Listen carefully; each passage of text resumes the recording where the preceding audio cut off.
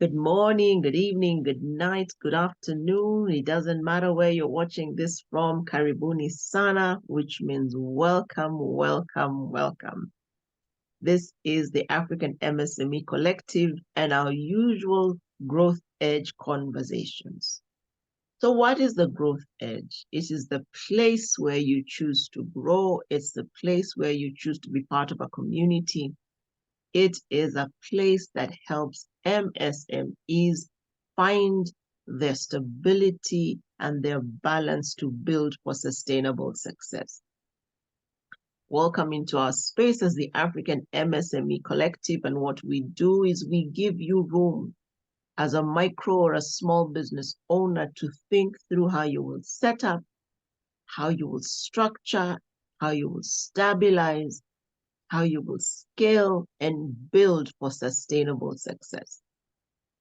Sustainable success because it doesn't matter whether you're profitable for 2 years. What in our space matters is that in perpetuity, you can pass your business on to your children and hopefully your children's children to build intergenerational businesses, or you could sell it off. Point is, we are working with micros and small businesses to be able to last, to go the long mile. So welcome in this space to SaaS business building, SaaS matters around letting others, how you build a community. And above all, we give you tools and insights that will help you build your business. We have been focusing on the 5 fundamental or foundational things that make us succeed in business, which is planning, organizing, control, evaluation, and leadership. And this week, we will be talking about control. Hold your horses, take a deep breath. It's going to be a little different from what you're thinking about, but my name is Chesubire Greg, co-founder at AMC, and I'm excited to cover this control topic. Why? It's such a big thing for businesses, but from a different dimension for where we're coming at it from. My panelist and co-founder this morning will be taking us through some insights, and we'll have a fantastic conversation. I promise you, it will be amazing. You will have insights because there are some things we must let go of, latch on to, become, stop doing to be effective business owners. So welcome to the Growth Edge this morning, and I invite you, Joe, to do an introduction and just let us know what control means. Thank you, Chesubire, for having me and hosting me on this show today. I am Joe Mukoko, co-founder, AMC. Glad to be here and glad to also work with SMEs, not just in Kenya, but across Africa and across the globe as we figure out together. In this journey, you cannot walk alone. You build a tribe. We are your tribe, you are our tribe. The feedback you give us is what helps us iterate what we are giving to you as a business owners, and we get to work together. Allow me, Chesubire, to take you back where we stopped the last time when we were talking about organizing a business, and we talked about some of the things that we need to put in place. And we said you need to set your outcomes. You need then to outline the activities, look at the resources, and put together your people and your team. Now, if we play back, and if our viewers and listeners can go back from when we began, outcomes are important for a business. Outcomes are also important for nonprofits. It gives you direction. Where is it you would like to go, and what would you like to do? That way, then, you are able to move. Coming to the business world, we set up businesses to solve a problem. In deciding that this is how we are going to solve a problem, we already need to have our outcomes in place. How will we solve this problem? And what do we need to solve the problem? That is where control comes in. For us to solve that problem and be relevant in the market, we need to put together resources. The resources need people and a team to utilize so that the activities that we've set out can occur. Let us go back to Njoki. Allow me to talk about Njoki again today with her small shop. Not exactly small, but with her shop. Let me not call it small. She might take offense and refuse to send things to my mother. With her shop, she has an agenda. Every day in the morning when she wakes up and decides, I am going to sell X number of gas cylinders, X number of kilos of rice, X number of liters of cooking oil, X number of candles, X number of sweets. All those activities that need to happen. But if you do not take care of those resources, then they might end up not being aligned with the goals of the business. So the activities must be aligned. And for them to be aligned, control comes into place.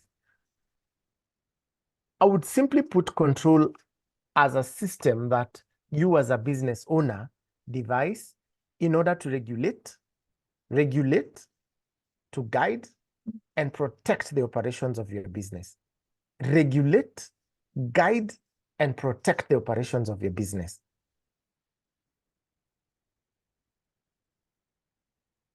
Why regulate?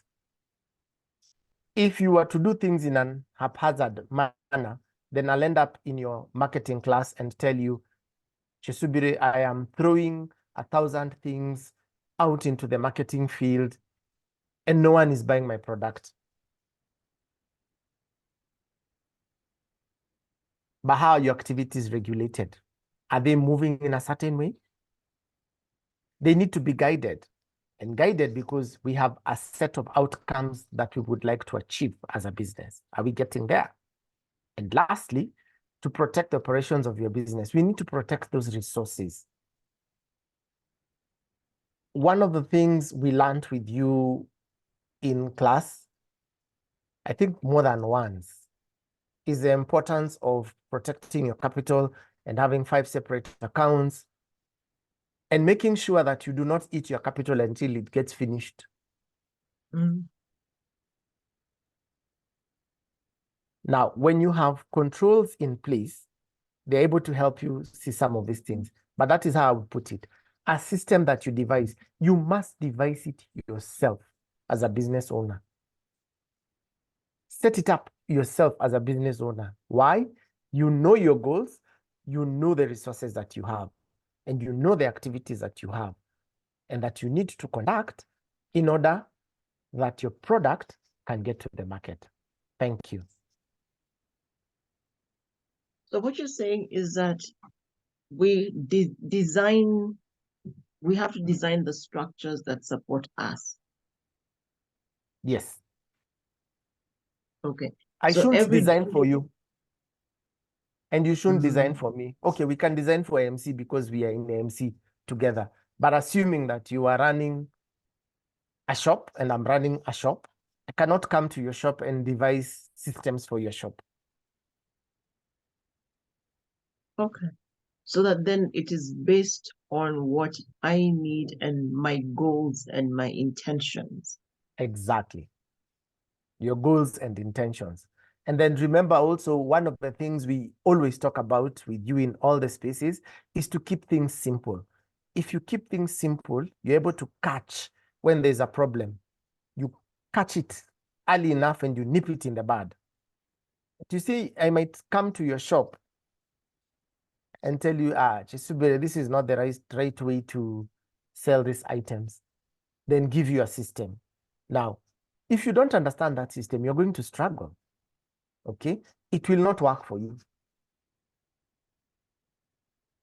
And if you look at even the big companies now, they get software that suits their needs. You might find banking systems that one bank is using a different system from another bank. Why? Because at the end of the day, they have different goals and objectives. Other than the simple goal all businesses have of making profit and solving a problem. So then this system needs to capture, you've talked about it being used to regulate, guide, and protect. So we Yes. must be able to, on this system, capture customer data, where we are in terms of different negotiations with different customers. We have to be able to have it centralized so everybody can know if I need to call Joe, this is his number. So it sounds like as a lower version of an ERP. And please define for our listeners what an ERP is. You know, when you're talking about an ERP, I'm laughing because all businesses have an ERP. It's just that some of it, theirs is not digitized, you know. But if you look at the shopkeeper with their book, they indicate, right?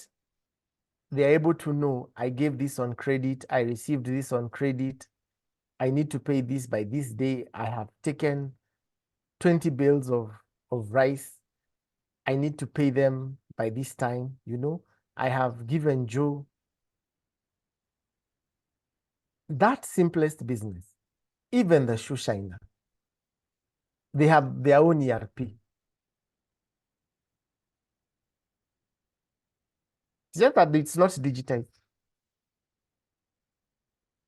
ERP is an enterprise resource planning software, and it helps you be able to map out your business from start to finish, the activities, challenges, risks, and all those things put together that make sure that a business can be able to run.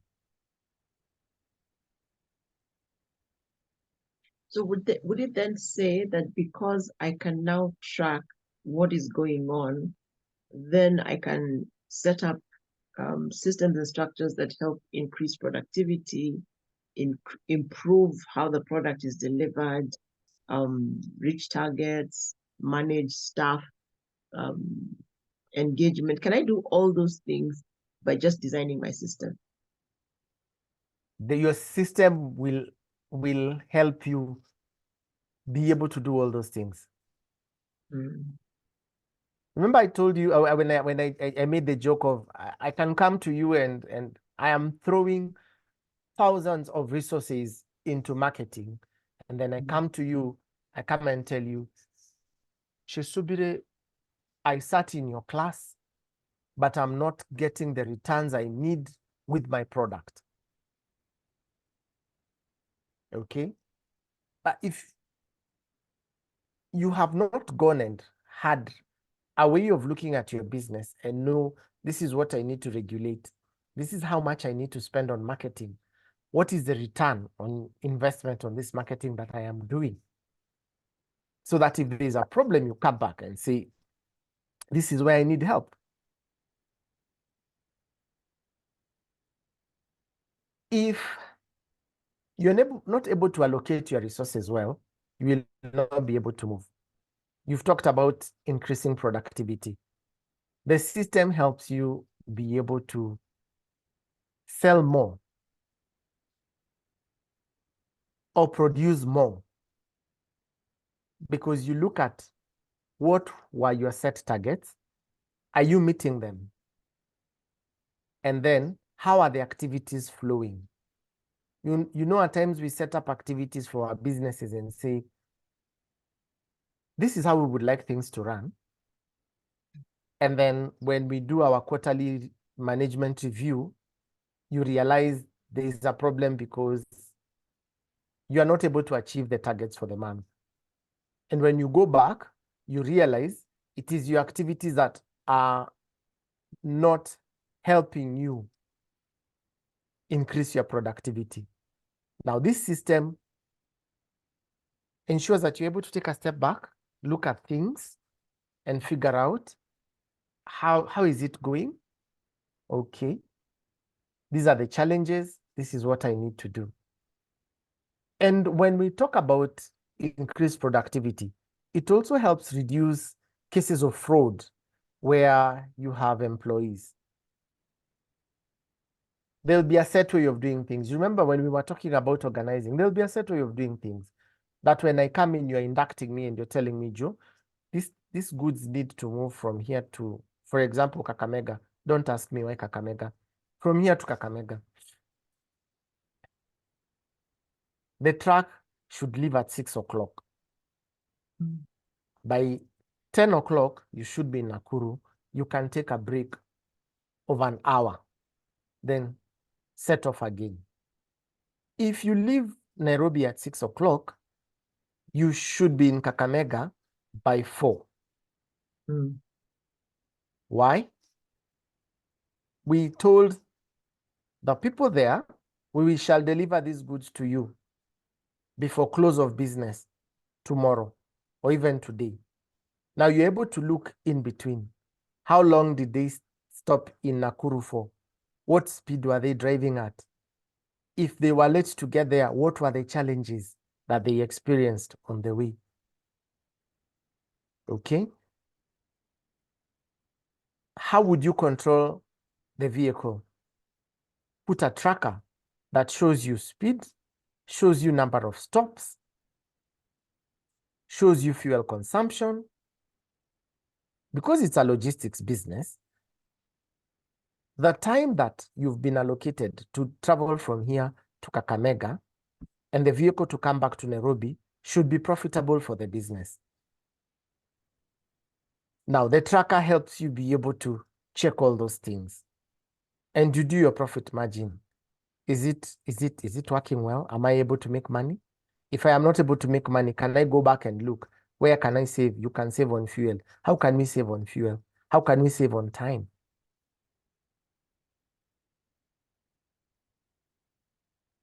So then having the control in place will help you, one, safeguard from the misuse of resources.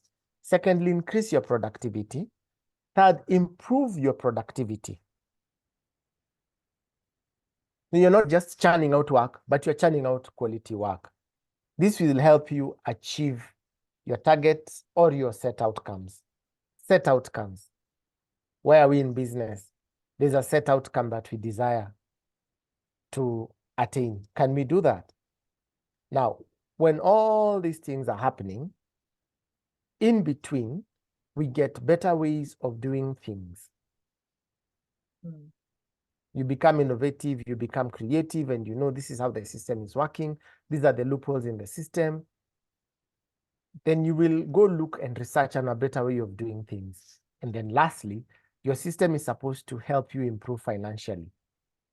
So it should not be expensive, simple to use, affordable, but help you to churn out results. I like that.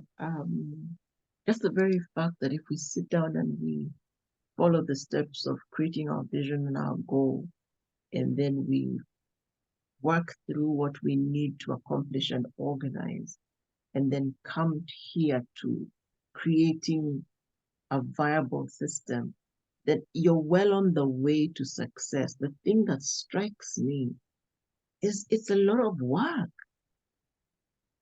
It is not a lot of work, Chisubiri. It's very simple. You know your activities. List your activities down. It looks like it's a lot of work, but when you set it up in a very simple way, we are at point A, we need to get to point B. How do we do that? Okay, point A, get to point B. How do we do that? Number one, we've talked about the outcomes that you desire to see. And we can term your outcome as being your performance standards. How many kilos of rice do I need to sell every day? If, as a logistics person, I left here with goods at 6 o'clock and they're to get to Kakamega at 4 p.m., at 6 a.m., You're supposed to get to Kakamega at 4 p.m. Is that a standard? It's a standard. It's a target. It's an outcome that we desire. And then now you come and look at performance. Every day, you left at 6. Did you get to Kakamega at 4? You got to Kakamega at 5. Why did you get to Kakamega at 5? Now then you will compare the performance against the set performance standards. So one, decide what you want, and secondly, measure performance. A very interesting thing happened at some point last year. I needed to travel somewhere. And the journey normally takes about 2.5 hours. So off we went. I had sat with the driver in front.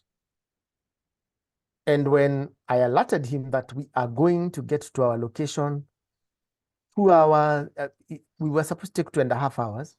And when I alerted him, it looks like we're going to save 30 minutes. Guess what happened? He cut his speed. And I asked him, why have you slowed down? He told me,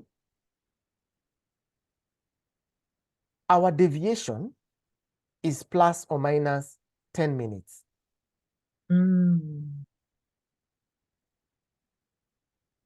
Okay? Plus or minus 10 minutes. Anything out of this, I shall be disciplined for being a fast driver. Interesting. Very interesting. So that's really a system at work. He slowed down. And true to his word, we got to our location 2 hours, 20 minutes.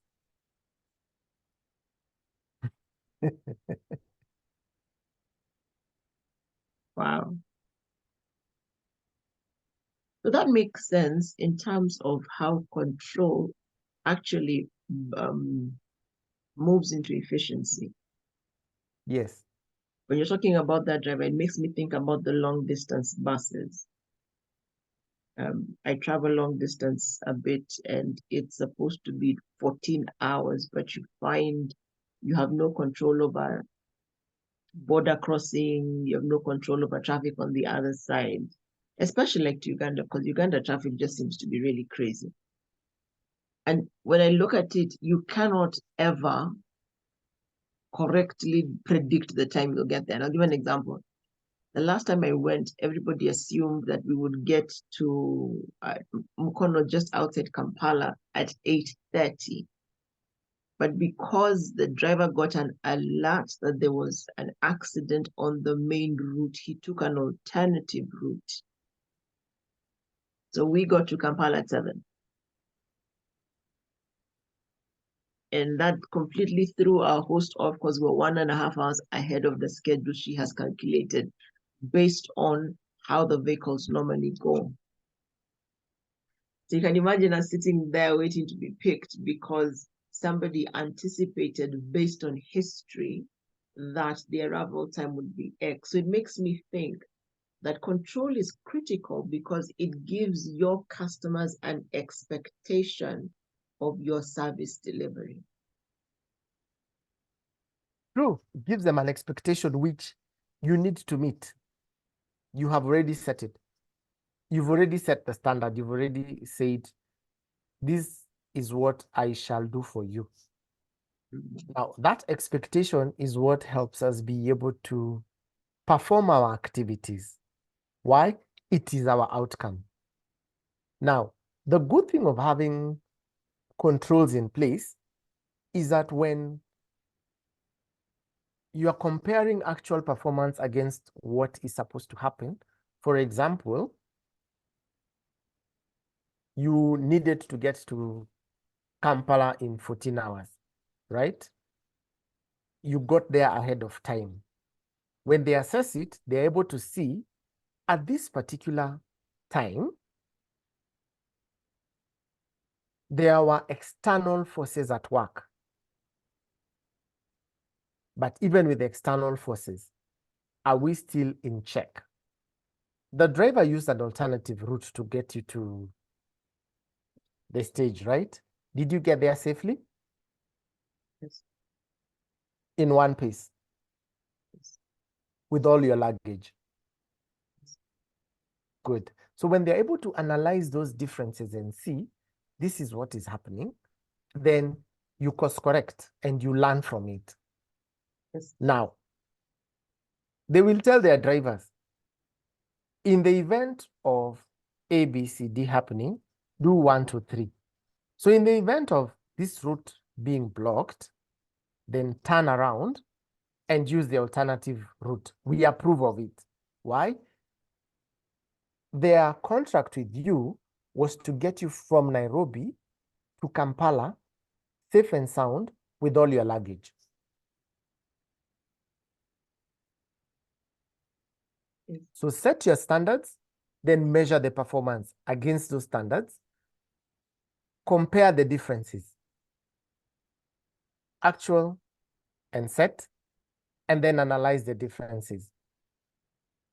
That gives you an opportunity to correct what needs to be corrected.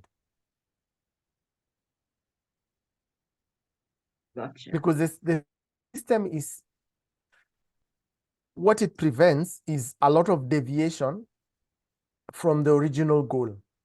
Remember, we've talked about setting expectations for the client. If we deviate from our original goal, which is, for example, you arriving safe and sound, we will have an issue.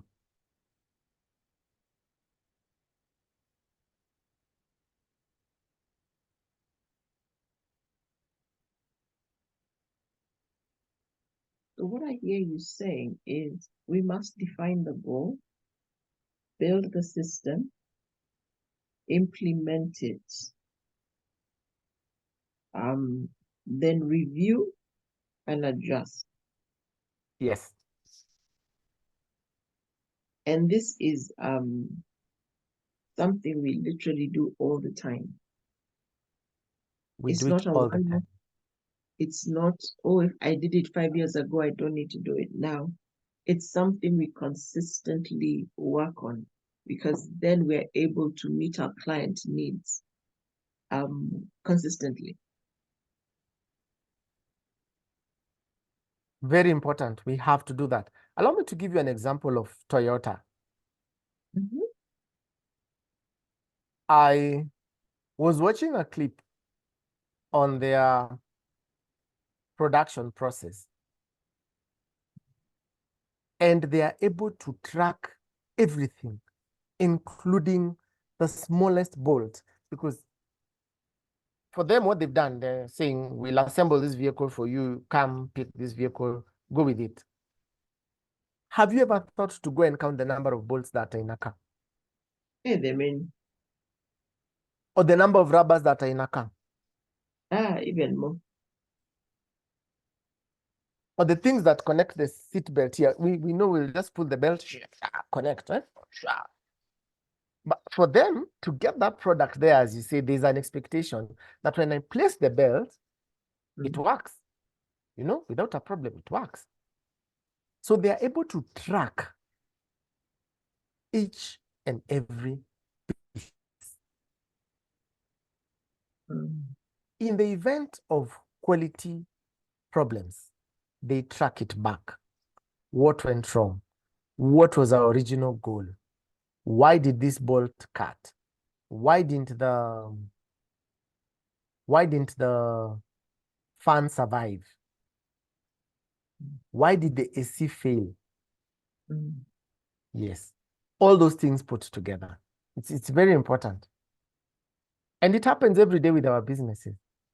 Whether you're selling sweets, have you ever seen the guy selling sweets on the streets? And they are the same everywhere. Nairobi, Dar es Salaam, Bujumbura, Kampala, they are the same. They tell you 3 sweets for 10 bob. Have you ever seen that guy giving you 4 sweets for 10 bob? Yeah. However bad it is. Yeah. In whatever currency, no. Because he knows if he deviates from there, there'll be an issue. He would rather not sell to you.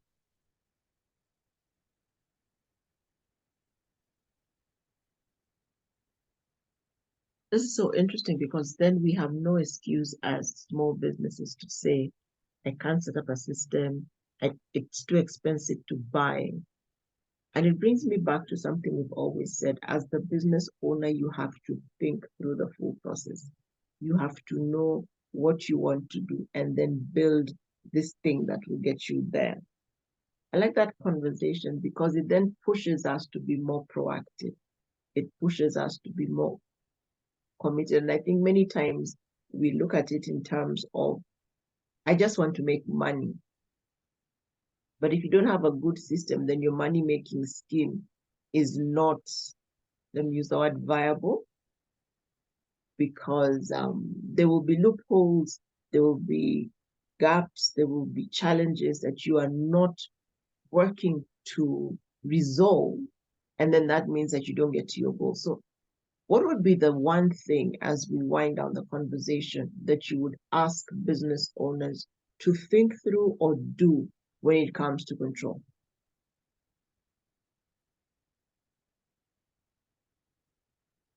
A way to keep it as simple as possible. You are the owner of the business, the caretaker of the vision, the provider of resources, the allocator of resources and activities. Keep it simple so that it does not confuse you. But you must understand the system. It needs to work for you. You should not work for the system. It needs to work for you. You know, when we started business years ago, some of these things we took for granted. And if you notice, even for big businesses,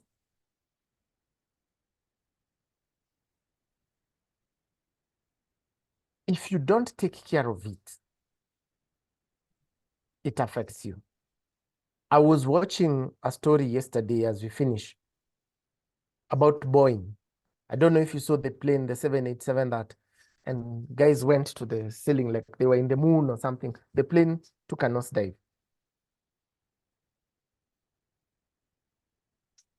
And 2 weeks before that, when there was that other one that the door flew open somewhere when it was crossing the ocean, sorry.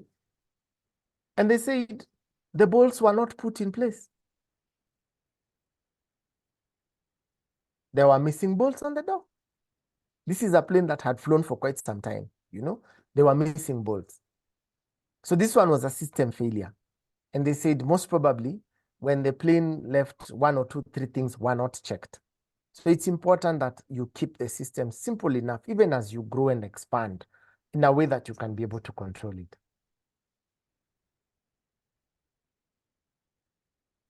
Keep the system simple. Keep the system simple. I think that's important. And there's something you said that really encourages me for, especially for MSMEs, is the fact that even if you just keep it in a notebook, you're just writing because you're that small, that is the beginning of your ERP, and you can use that to develop what you need going forward.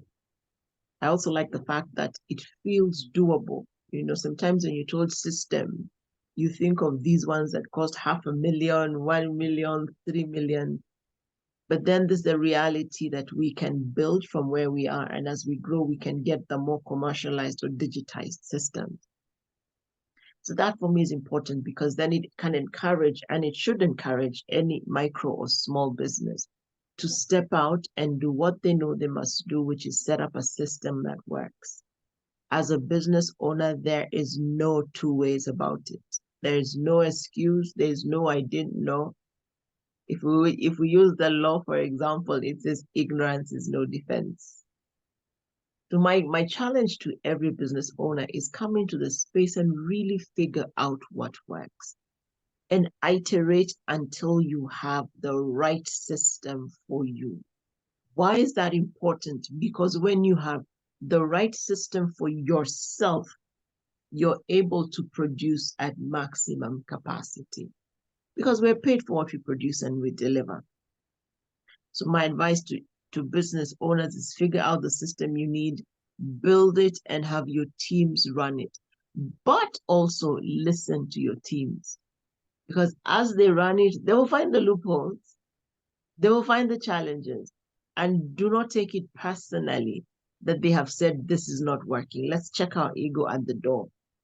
Let us listen to why it is not working and then adapt, because it's about effectiveness and efficiency. I like something Joe said. He said, you're the owner of the business, you are the provider of the resources, you are the caretaker of the resources, and you are the allocator of resources. So when you go into your business, understand responsibility starts and stops with you. So don't go and say, oh, my workers are not effective. They are as effective as you as the business owner make them. So if they're not effective, what in the system is not working? And just understand the system is yours, but you need to keep it simple so that the team can implement it right. And on that note, we will end this fantastic conversation simply because there's work to go and do. I can already see things we might need to adapt in our system, Joe, at AMC for simplicity, because some of us complexity is the easier way to think. But I hope you've learned something, you've had a good time listening and watching, and that you will go back and review your system, whether it is a notebook or whether it's an ERP software, whatever it is. Our prayer, our hope is that you will go back into your business, assess whether you planned right, whether you've organized right, so that now your system can be designed for efficiency. From us at the African MSME Collective, it is thank you for watching. We encourage you to like the video, put your comments in the chat, sign up, subscribe to the channel, and most of all, hit that notification button so that every time a video goes live, you are told and you keep up with all the lessons we are doing. It is have a great day, great night, great morning, great evening from us at the African MSME Collective, where we help small and micro businesses set up, stabilize, scale, and reach sustainable success. Thank you and goodbye. Thank you. Au revoir. Kwaheri.